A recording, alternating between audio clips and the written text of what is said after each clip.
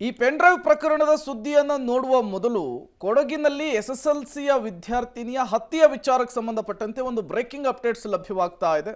ಬನ್ನಿ ನೋಡೋಣ.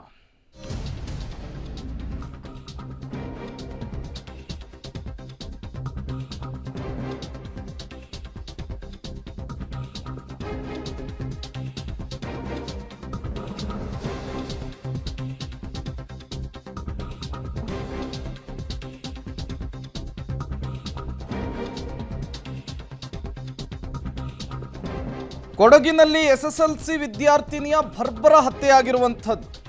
ಹೆತ್ತವರ ಮುಂದೆನೆ ಬಾಲಕಿಯನ್ನ ಎಳೆದೊಯ್ದು ಹತ್ಯೆಯನ್ನ ಮಾಡಲಾಗಿದೆ.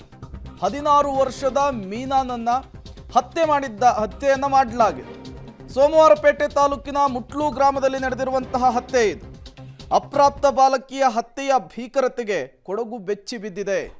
34 ವರ್ಷದ ಪ್ರಕಾಶ್ ಹತ್ಯೆ ಮಾಡಿರುವಂತಹ ಆರೋಪಿ 16 ವರ್ಷದ ಅಪ್ರಾಪ್ತ ಬಾಲಕಿಯನ್ನ ಹತ್ಯೆಯನ್ನ ಮಾಡಿದ್ದಾನೆ ಪ್ರಕಾಶ್. ಕೊಡಗಿನಲ್ಲಿ ನಡೆದಿರುವಂತಹ ಘಟನೆ ಇದು. ನಿನ್ನೆ ಅಷ್ಟೇ ಎಸ್ಎಸ್ಎಲ್ಸಿ ರಿಸಲ್ಟ್ ಬಂದಿತ್ತು. ಎಸ್ಎಸ್ಎಲ್ಸಿ ಪರೀಕ್ಷೆಯಲ್ಲಿ ಉತ್ತಮ ಪರ್ಫಾರ್ಮೆನ್ಸ್ ಅನ್ನು ಕೂಡ ಮೀನಾ ಮಾಡಿದ್ರು. ನಿನ್ನೆಯೇ ಆಕೆಯನ್ನ ಬರ್ಬರವಾಗಿ ಹತ್ಯೆಗೈದಿದ್ದಾನೆ ಪ್ರಕಾಶ್ ಅನ್ನೋದು ಗೊತ್ತಾಗ್ತಾ ಇದೆ. ಈ ಒಂದು ಕೊಲೆಗೆ ಇಡೀ ಕೊಡಗೇನೆ ನಲುಗಿ ಹೋಗಿದೆ, ಆತಂಕಕ್ಕೊಳಗಾಗಿದೆ. ಪೋಷಕರ ಮುಂದೆನೇ ನಡೆದಿರುವಂತಹ ಹತ್ಯೆ ಇದು. ಹೆತ್ತವರ ಮುಂದೆನೇ ಹತ್ಯೆಯನ್ನ ಮಾಡಿದ್ದಾನೆ ಪ್ರಕಾಶ್. 16 ವರ್ಷದ ಮೀನಾಳನ್ನ ಹತ್ಯೆಗೈದಿದ್ದಾನೆ. ಸೋಮವಾರಪೇಟೆ ತಾಲೂಕಿನ ಮುಟ್ಲು ಗ್ರಾಮದಲ್ಲಿ ನಡೆದಿರುವಂತಹ ಹತ್ಯೆ ಇದು. 16 ವರ್ಷದ ಮೀನಾ ಹತ್ಯೆಯಾಗಿರುವಂತಹ ದುರ್ದೈವಿ.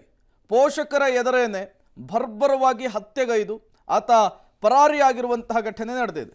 ಈ ಪ್ರಕಾಶನಿಗೆ 34 ವರ್ಷ. ಮೀನಾ ಎಂಬ ಅಪ್ರಾಪ್ತ ಬಾಲಕಿಯನ್ನ ಈತನಿಗೆ ಕೊಡಲಿಕ್ಕೆ ನಿಶ್ಚಯವಾಗಿತ್ತು, ನಿಶ್ಚಿತಾರ್ಥ ಕೂಡ ಆಗಿತ್ತು. ಬಟ್ ಪೊಲೀಸರು ಮಧ್ಯಪ್ರವೇಶ ಮಾಡ್ತಾರೆ ಈ ಪ್ರಕರಣದಲ್ಲಿ. ಬಾಲ್ಯ ವಿವಾಹ, ಹಾಗಾಗಿ ಈ ಮದುವೆ ನಡಿಬಾರ್ದು ಅಂಥೇಳಿ ತಡೆಯನ್ನು ಒಡ್ತಾರೆ. ಇದೇ ಜಿದ್ದಿಗೆ, ಇದೇ ಕಾರಣಕ್ಕೆ ಮೀನಾಳನ್ನ ಬರ್ಬರವಾಗಿ ಹತ್ಯೆಗೈತಾನೆ ಪಾಪಿ ಪ್ರಕಾಶ್. 16 ವರ್ಷ ಇನ್ನೂ ಅಷ್ಟೇ ಮೀನಾ. ನಿನ್ನೆ ಅಷ್ಟೇ ಎಸ್ಎಸ್ಎಲ್ಸಿ ರಿಸಲ್ಟ್ ಬಂದಿತ್ತು.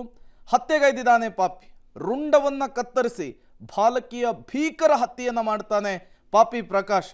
ಅದು ಕೂಡ ಹೆತ್ತು ಹೊತ್ತು ಸಾಕಿ ಸಲಹಿದಂತಹ ಪೋಷಕರ ಎದುರೇನೆ.